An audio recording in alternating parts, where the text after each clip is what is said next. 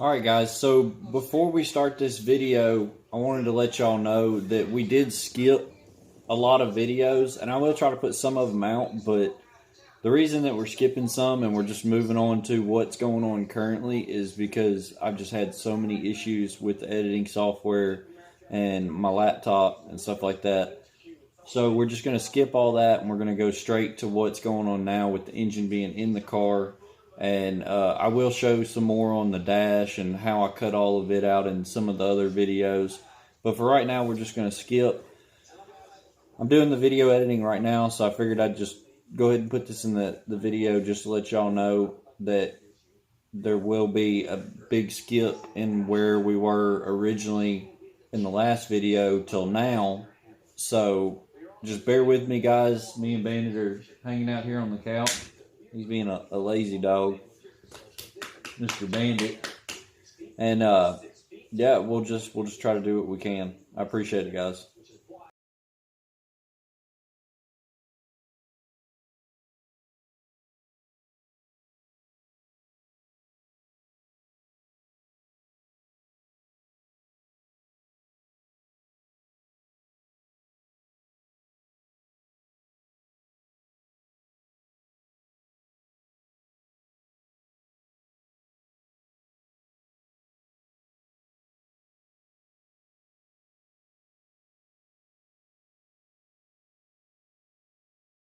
See my mom sitting right there. Alright guys, welcome back to the channel. Today we're going to actually try something a little different than what we're used to. A dog in the background. But yeah, we're going to try something a little different. The last video that I did more of like, not a tutorial, but I'm trying to get away from that. I want to do more of a vlog style. So today we're actually getting ready to stuff the engine in the Camaro, which I'm still trying to think of a name for the car, but pretty much we got, trying to flip the, but yeah, so pretty much got the engine bay cleaned up, looking pretty good. We got chrome cover on. I'm actually going to take this off when we go to put the engine in, but I got it all cut in, pretty much ready to go. Redid this, redid the core support part of it. It'll be fine for this car. But yeah, so we're going to get started on this and see how everything goes. Hopefully the engine goes in fine and we don't have any issues. I don't know if you can see my mom sitting right there. But yeah, we're gonna try this vlog style out, and I'm not really gonna go into like showing you how I'm putting the engine in, because I'm pretty sure a lot of y'all have seen engines go in and out, and I'm trying to get away from that because I know some of it can get kind of boring, and one of them like you just skip through it because it's just a bunch of like sped up film and music and stuff like that. So we're gonna try to do this and see what happens. Also, Dad did get the Chevelle back on the ground, so we might try to take it actually for its well, it's not its maiden voyage, but might take it for a drive and just see how everything's holding out on it. Dad took it for a drive yesterday, and he said everything seemed like it was pretty good. He did have an issue with it stuttering, so, and we've had some issues with the car just running real rich and smoking through the exhaust and stuff like that. So I'll get him out here and we'll kind of talk about that some more. Maybe in the next winter we might end up doing something with that.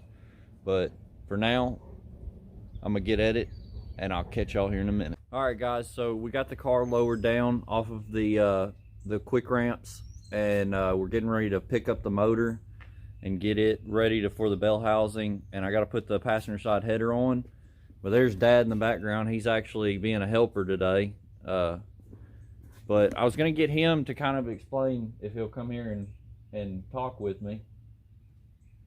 So earlier I was talking about his car, and we might actually get it out and drive it today. It is a beautiful day. Be a good day just to put some miles on it. But so you ended up going with the center force clutch. What was your first impression of the center force? I really like it. Yeah. It works really good. Everybody in our family and family friends have used Center Force, and my uncle told him, he was like, go with a Center Force. I wanted to go with a Center Force, but I ended up trying to go a little, not cheaper, but I went with a little different brand just to see what this brand was about. But he says he loves the Center Force, and if we get out today, we'll kind of drive it around and just see how the Center Force clutch works. But for right now, we're going to start getting this motor installed, and I'll get back with you guys. Appreciate it. All right, guys, so we're pretty much done for the day. Motor's in. It was definitely a hassle, but finally in there. I did have to take the transmission out of it. We were trying to stick it in there with the transmission still in it. Run into some issues, couldn't get it to line up, so we just said screw it. I wanted to change the transmission fluid anyways. It's right there.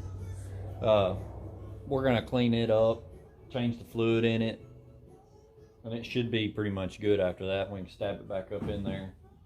Other than that, really just got a bunch of wiring, but we're gonna end the video there today. It's beer 30 time, so it's where we're actually heading right now, is a buddy's shop. Hang out for a minute. Pick up tomorrow. I'm gonna start trying to do some wiring on it, and old dad's gonna take some trash to the dump in his beautiful red Silverado. But yep, we're gonna end it there. I appreciate you guys coming out. We'll see you tomorrow. Sorry guys, welcome back. This is the second day. As you can tell, in Tennessee fashion, the weather has changed. As we say here in Tennessee, just wait around, it changes. So we do have a little rain in the forecast, but I'm still gonna try to get this transmission cleaned up. We're gonna try to get the transmission cleaned up and then also get the transmission fluid changed in it. I'm gonna run to O'Reilly's and get some stuff for it, but really just trying to get the casing cleaned up on it so it looks a little bit better, even though you won't see it underneath the car. But as you can tell, it's a pretty dirty transmission. This one does take the Dextron 2 ATF only fuel or fluid, but from what I can tell is this thing might have come out of a junkyard at one point. As you can see, it's got some writing on it down here and right here. Usually that means that junkyard had this thing probably sitting on the shelf. It can mean several different things. You know, the owner before this could have just wrote some like stuff on it to know when he changed the fluid and stuff like that. I might try to run the VIN on this thing and just see if it is a actual Camaro T5 transmission. They did put these in some of the S10s and stuff like that. The bell housings were a little different, but yeah, we're gonna. It does have the Hurst shifter on it, which is nice. I thought the guy had just put a Hurst shifter lever on it, but he actually had went ahead and put the Hurst shifter on the transmission. So that's in a short throw. It's pretty nice. But yeah, we're gonna get this thing cleaned up. I'm gonna run the VINs on it real quick and make sure that it is a true T5 for a Camaro, and then we'll get back at it. Alright guys, so I actually did just run the VIN on this thing, and really cool. This is actually a Board Warner transmission, which most of the time they got removed and they got replaced with the S10s. But yeah, as you can see from this little tag down here, I don't know if you can see it. When I get it cleaned off, I'll show it more. But Board Warner, and then it's VIN number.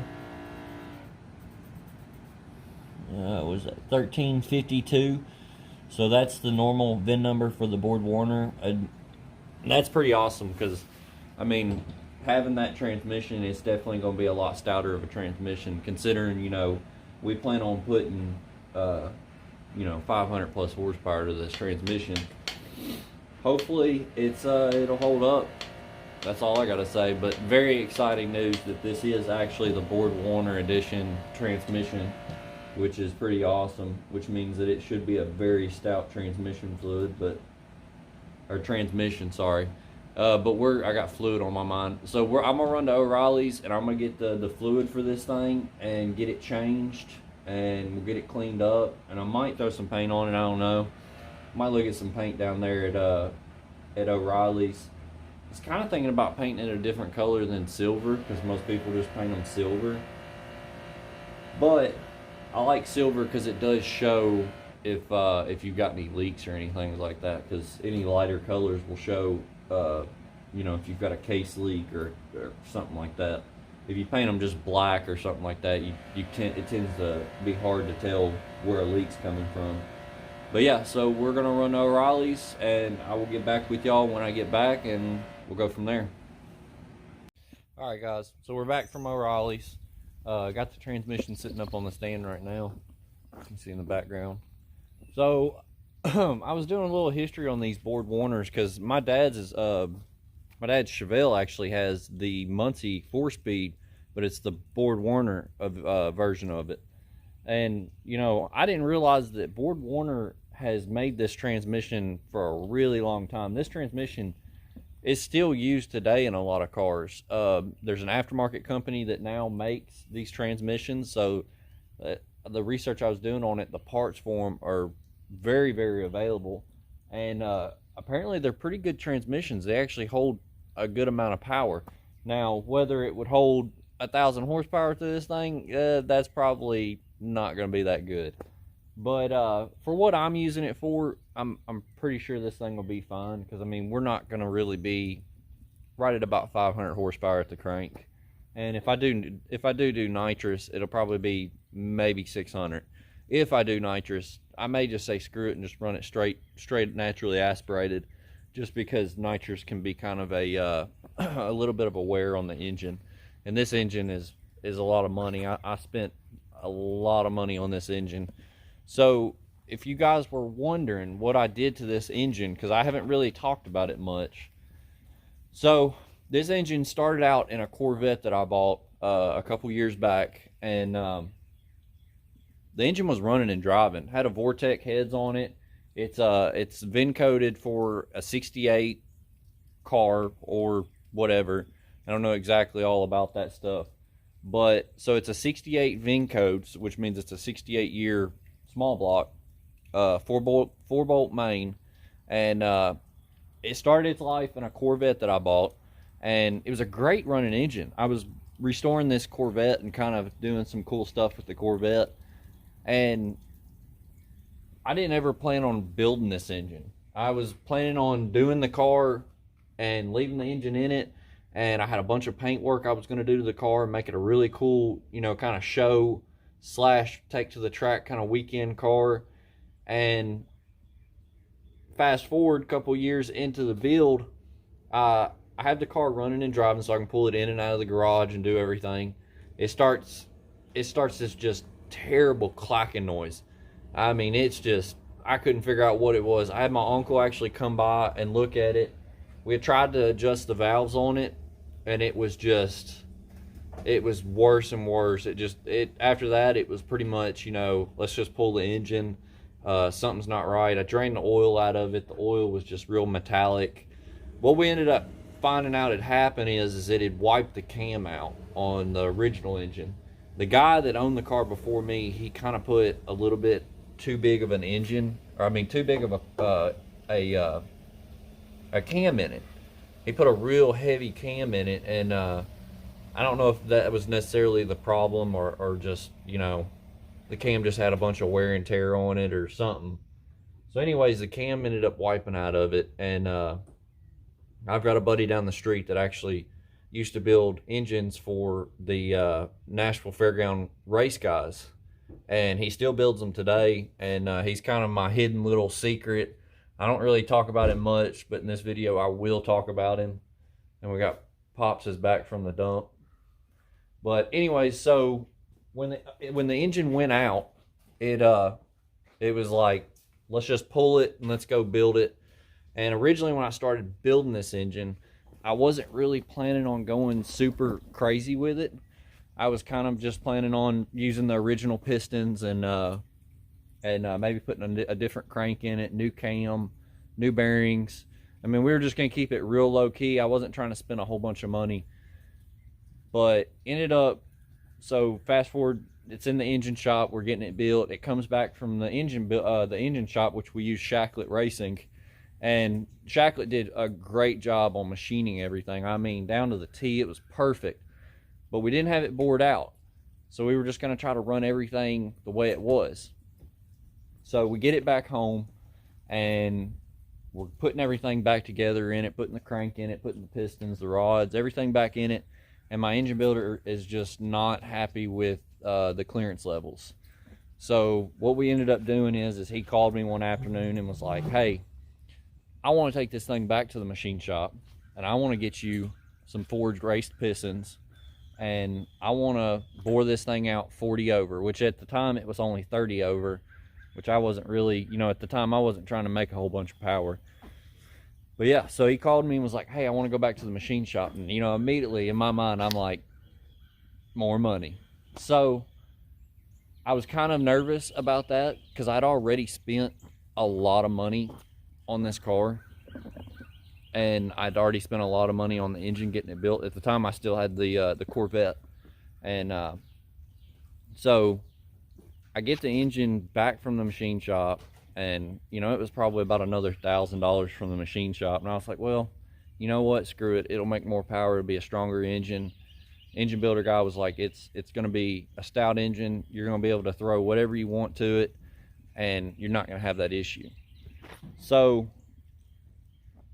to now, pretty much, the engine's been sitting for, I don't know, about a year or so. So I sold the Corvette because we ended up having some issues with the bird cage. And on Corvettes, they're a fiberglass body, and they actually have a inner structure metal bird cage in them. I call them bird cages. Some people may call them something else. But down on the rockers where the doors actually mounted was pretty badly rusted out, and I was going to have to replace the bird cage. Well, at that point, the value of the car to what I was already spending on it and how far I was in the project, it was pretty much, you know, abandon project and start something new. And at the time, I'd actually found the show truck, and I'd actually went and bought the show truck, had the engine back here, and I was like, well, cool, I'll put the engine in the show truck. Well, when I bought the show truck, it was just too nice of a truck to try to even put a 500 horsepower small block in it.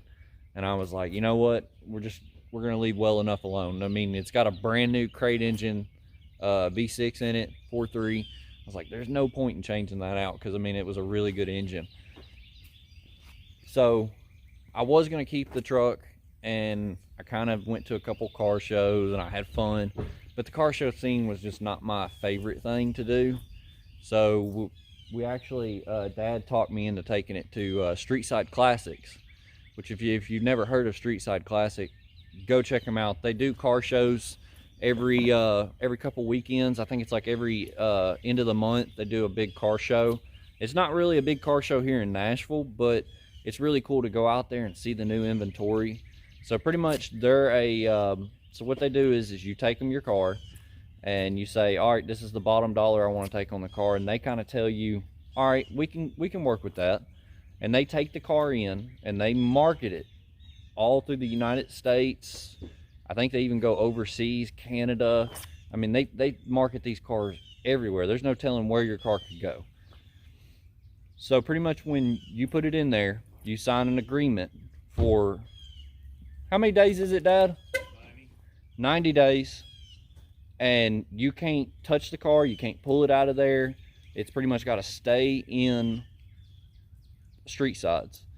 And at that point, 90 days, if it doesn't sell, you have the option to either drop what you're doing and cancel the sale, or you can leave it in there. My show truck stayed in there for, I want to say it was at least a year. Like, we didn't think the show truck was going to sell, but it was one of those things. It was a waiting game. You had to wait for it. It was like, we got to wait. So the show truck ended up selling. And so fast forward, show truck sold, made a good amount of profit on that truck. When I found that truck, I knew I could get my money back plus some. The truck was super clean. It just wasn't running and driving, and I think that's where it hurt the guy selling the truck, because you couldn't go and test drive the truck because it wouldn't, I mean, it would stay in first gear. I could probably cruise around his driveway, but it had no exhaust on it. The wheels didn't fit it. Transmission didn't work. So it was like, I can't give you what you want for this truck because it's not technically a full running driving truck. So I took it and pretty much got it running and driving and turned around and sold it and made a good bit of profit on it. And so now when I sold the show truck, I ended up buying this Camaro, which I'd been looking for several months for a car. You know, I was thinking about building a C10, but then every C10 you find, it's rough. It needs brakes, suspension. It pretty much needs the frame pulled out from underneath it and all the bushing's gone through. And I just didn't want that. I was wanting something that, you know, very easy to work on. I wouldn't have much swapping the engine over into it. It would be an easy swap. And so that's when I started looking at Camaros. And I ended up finding this one in Nashville at a fairly good price, and it was clean. Inside of it was clean, so I was like, cool. I don't really have to do much to the outside, don't have to do much to the inside. Suspension's not in that bad of shape. It's already got wheels on it, and it was just a all-around good car. So we were supposed to take the engine to dyno when it was finished, and I kind of run out of money because what we did to this engine was pretty expensive. So here's the breakdown of it. The machine shop ended up costing me, it was probably close to $2,000. I have to go back and look at the receipts, but because we ended up having to go back and have everything rebalanced, I had new pistons I had to get balanced. I was kind of lucky. The engine builder, his son used to work there, so he kind of helped me out a little bit on some of it. But and of course my engine builder helped me out quite a bit too. So we ended up having the machine shop bill, and then all the bright work, which I ended up going with a salt intake. It's a dual plane, open air gap intake. And then of course the valve covers were really not a horsepower gain or anything like that. They just look really good. They were kind of expensive. If y'all know, if y'all have ever priced these valve covers, they're super, super expensive. Even for big blocks. What did we price valve covers for your car for? They were kind of expensive. Like 700 something. Yeah. So mine weren't that much, but big block stuff is outrageous, and we'll kind of get into that because me and Dad have been talking past couple days. A little hint, maybe next year pulling the big block out of it and taking it over to my engine builder. But we won't get into that right now because that's not a for sure thing. But yeah, so I ended up doing a scat crank, DSS race pistons, Clayton gear or Clayton timing chain with the gear set. My engine builder could explain a lot of this stuff. It was my first engine build, and I'm not very engine savage, so he knows a lot more about this engine than I do. I do know it's a 355 cubic inch small block. It's bored 40 over. I'm not sure what size crank it's got in it, and I think the crank's just a scat crank with original sizing. I'm not sure on that. Don't hold me to that. I'm not that great with these motors. And then of course the probably one of the most expensive parts was the engine builder asked me, he's like, so what do you want? What kind of cam do you want? What do you want this car to do? Where do you want it to rev out at? And so when I was building the Corvette, I was actually planning on autocrossing the car, and I was planning on doing that with this car. So I told him, I was like, I want a good streetable cam that sounds really good when you start it up. I want that really just that aggressive, just low, that just badass sound. But I still want to be able to take it to the track and run it if I wanted to. So he got all the measurements for the camshaft and called Comp up. And so it ended up turning out that Comp did not make that cam. When I say that, they don't make it as in like it's not a produced cam that they actually put out that you can buy. Now that with that said, you can have this cam custom made by Comp, and it's a little bit more money, but I'm gonna tell you it was well worth it because this cam is gonna sound super, super, super nasty. I ended up going with the Pro Max 200 cc heads, which I was really surprised. I was actually going to go with like some darts or some high-end brand that was going to cost me a lot of money, but Summit actually had, or was it Jegs? I think it was Jegs had these heads for 700 and some change. Now that was without valve springs, and that was without the rocker arms and all that. So we had to buy all that stuff too. But when it was all said and done, that was one of the best prices I found on heads. So now we got the heads done and everything. We got the cam ordered, the cam's being made. And, you know, I'm kind of feeling this out. I'm talking to my engine builder. I'm like, so what is this motor going to make? And how strong is it going to be? And he's like, it should make about 500 to the crank, which in turn out to the wheels is probably about 450, 460. He said my intake kind of hurt me a little bit just because it's not the best intake in the world. He said you would have been better off if you'd have went with like a Edelbrock or something nicer. And I can always go back and change that. That's no problem. But that intake was not that bad in price. Some of these intakes can be, you know, $400 or $500. That one was $270 something, and it's somewhat polished. It was a nice unit. It's a dual plane. So the dual plane is going to help a little bit, but that was before when I was going to go carbureted. So originally, I was going to stay on a carbureted engine with this thing. I was going to use a 680 quick fuel that my engine builder told me would work with this engine, no problem. I wouldn't have no issues with overloading the carb or not having enough carb. Well, so we ended up having an issue. I won't talk about it because Dad's kind of hazy about it. But so we ended up having an issue with the carburetor, and I said, you know what? I'm just going to go EFI. So ended up contacting Holley, and I ended up getting one of their sniper kits. And if y'all know about the sniper kits, really cool design. Holley has really just, I mean, made sniper EFI systems or EFI systems in general easy for people like me or people that are wanting to build a car like this. I looked at a lot of different EFI systems. I looked at, I think it's called Fast Fuel or something like that. I heard a lot of different mixed reviews on that stuff. It wasn't that great, but so when I found Holley, the one thing I did like about Holley is I didn't have to find a spot for the ECU to be mounted on the firewall, which, if you know, most of your distributor or most of your EFI systems has a unit separated from the carburetor that is the ECU. Well, with the sniper kit, it's made onto the carburetor. It's got the fuel regulator mounted on the carburetor setup. I mean, it's just, this thing's really cool. I can't wait to hear it fire up. And I've heard a lot of people say they've had some troubles out of the Holley EFI systems, but what you don't realize is putting one of these EFI systems on an old engine that's having more issues. It may not be the carburetor that you're having issues with. It may be the actual engine you're having issues with, because you got to realize this ECU system, it actually monitors the engine exhaust in order to self-tune itself and make it, you know, if it needs more fuel, if it needs less fuel.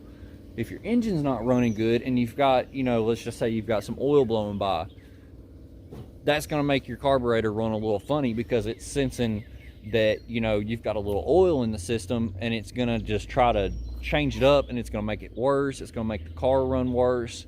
So when you're buying one of these kits, make sure your engine is good running.